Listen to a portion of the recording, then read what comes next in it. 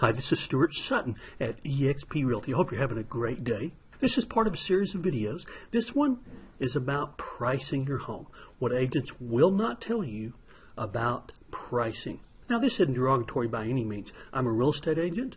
Well, I can pick on agents, but bottom line is that what I'm going to discuss are areas that some agents are not familiar with. It's not because they don't want to share it with you, it's because they don't know to share it with you. You'll see what I mean in just a moment. The first problem that we see with pricing your home is an agent who's not familiar with your neighborhood and the comparable sales. So when they place a value on your home by doing an analysis using comparable sales that they're not familiar with, it can be very inaccurate. Of course, an agent is simply not going to admit that they're not familiar with the comparables and how to adjust your home accordingly.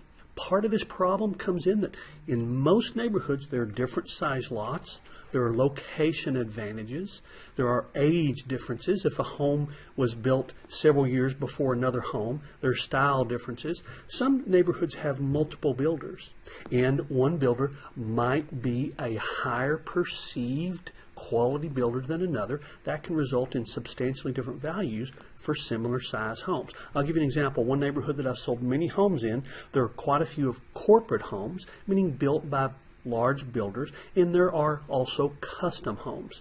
Well, the custom homes sell for considerably more, and if an agent isn't familiar with which homes are corporate and which homes are custom, they can come up with a very different value than really is the case. I hope that makes sense. The next problem is that many agents use price per square foot. Now, I'm not a fan of and never have been a fan of price per square foot. It's inherently inaccurate. It can coincidentally be accurate, but unfortunately this is the only method that a lot of real estate agents know. But think about this for a second. Two homes that are 2,800 square feet, are they worth the same amount of money? Well, of course not. But according to the price per square foot method, they would be very similarly priced. Now, what if one has dramatic improvements and the other one has deferred maintenance and hadn't been taken care of? Unless an agent is intimately familiar with the neighborhood and the comparables, price per square foot is going to be a problem here. In pricing your home, square footage is only one issue. The amount of land affects the value. How many garages you have affects the value. Baths, half baths, improvements, and there are very distinct values for outdoor kitchens and media rooms and things like that. Pools add value. You know, an interesting thing is I continually hear from agents myths that are just passed on from generation to generation. Pools do not make a home harder to sell. As a matter of fact, homes with pools sell faster than homes without pools. I'll explain why if we're able to get together. Age affects value. Even a few years can make a difference. Remodeling affects value. The location within the neighborhood. There are a lot of different attributes that we take into consideration when we assess the value of a home. Square footage is just one of those factors. The number that you use, yes, the number, is going to affect how many buyers see your home. That's an important aspect. I've been using this methodology since 2007. Here's the first rule. Never list your home at $399, $449.9, $749.9, $999. You get the point. Don't use the Walmart method or the gas station method of pricing. Real estate is different. Since the advent of the internet, it is very different. Think about this for a second. Do list your home at $400,000, $550,000, $850,000, $1 million. Let's think about this for a second. Let's take the house at $550,000.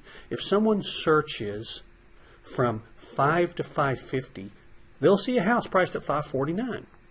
But if they search $550,000 to $600,000, they will not see a house priced at $549,000. Why wouldn't you want them to? This one baffles me to no end. If a house is priced at $999,000 and someone searches $1 to $2 million, they won't see it. Why wouldn't you want them to?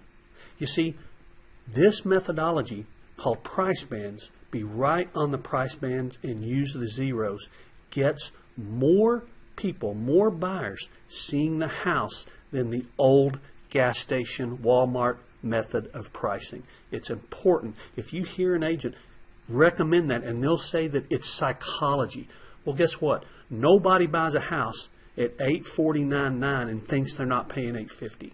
That's just not the case anymore. The fourth problem is that even in a hot market, and I've been in all markets, but even in a hot market, agents will price homes too much, thinking any price will result in a sale. But time on the market is your enemy and will cost you in the end. So proper pricing is important even in a hot market. I hope that makes sense. Just so you know, I do 3 different analyses. I just put a home under contract to list. Day before yesterday, I did 3 different analyses to make sure we were approaching that home with the right price range and value so that we could sell it in a timely manner. One method is not worth considering. 2 methods, maybe 3 methods, absolutely. That way we can come to the best value range for you. Thanks so much for taking the time to listen. I hope that I can meet you soon so you can start experiencing the new level of real estate service. Thanks so much, and remember, it's your choice, so make it a powerful day. Bye-bye.